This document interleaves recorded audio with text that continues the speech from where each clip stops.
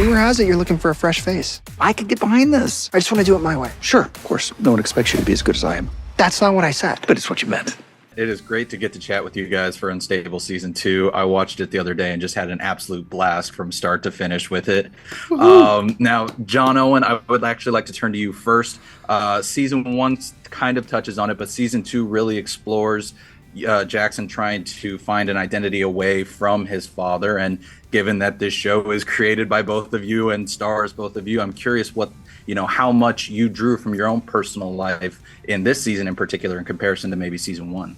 Well, it's a bit too meta at times. I will say that there's been moments where I've had to remind myself that it's just a television show. It's just a show. It's just a television It's show. just a show. Just a show. Meanwhile, you've been fixing my hair in between interviews today. I would say that this is maybe It looks good. Thank you. It's covering the receding part. There's no receding. It's covering it. Where's I think yours? you've done a good job of it. Sorry. I can see the hair dye back here Shh, be from the quiet. grays. I truly am trying to focus this season, as you can tell, with the help of my therapist, on being grateful that I get to spend quality time with my dad and learn from him. I really like the way it's developing this season, especially someone who I'll bring up momentarily. But Rob, I will turn to you next.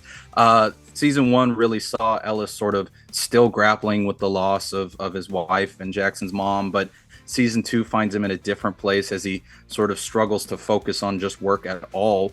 How did you sort of go about, finding what the next arc would be for Ellis this season in comparison to Season 1?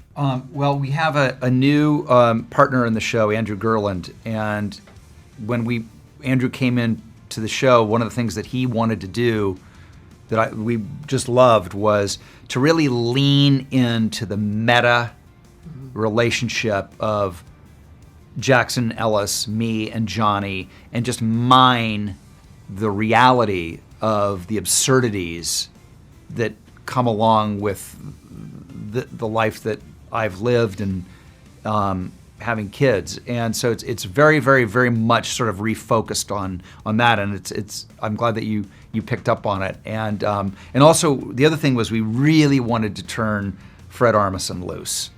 We wanted to. It's like if we're coaching a team, we wanted to run some clear outs for Fred Armisen. Fred just takes the ball and runs full force in this season, and it is just an absolute joy to watch. But the other person I wanted to mention is I've loved Lamorne Morris since New Girl, and to see him join this season has just been an absolute joy, and to see him how he plays against both of you. I'd love to hear about writing for his character and finding him to really bring that character to life. He's the only guy I can imagine playing that part.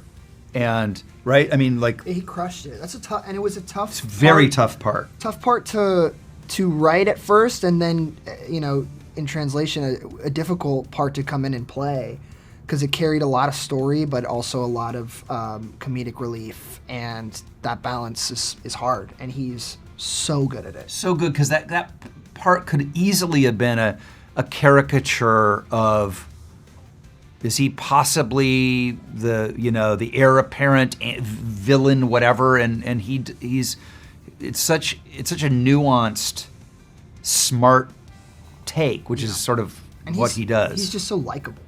Yeah. That's the other thing. Yeah. It's like some people just have likability, and he really exudes that. Yeah.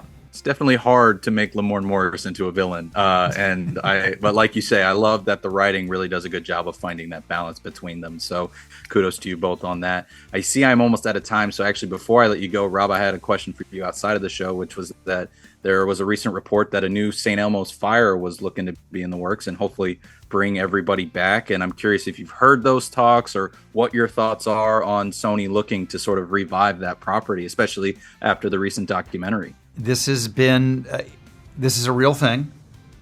It's very, very, very, very, very early stages. And I don't really want to say more than that, other than early stages, real thing. Johnny's never seen St. Elmo's Fire. Will you see the new version if we do it? If I say yes, will that make you feel good? Yes. So maybe. Well, hey, you got a maybe out of it. It's better than I'll take getting it. a no. I'll take it. You gotta take. Parents got to take the little wins they can get. That's right. But in the meantime, guys, seriously, I cannot wait to spread the word about season 2. It raises the bar even higher from the fun one you had in season 1, and I think people are going to love it. So thank you so much for taking the time. Thank I greatly you. appreciate Love it. hearing that. That means Thank a you. lot. Thank you. Thank you. Okay, that's impossible. I like the younger version of you. I'm the younger version of me. No, see, that's impossible.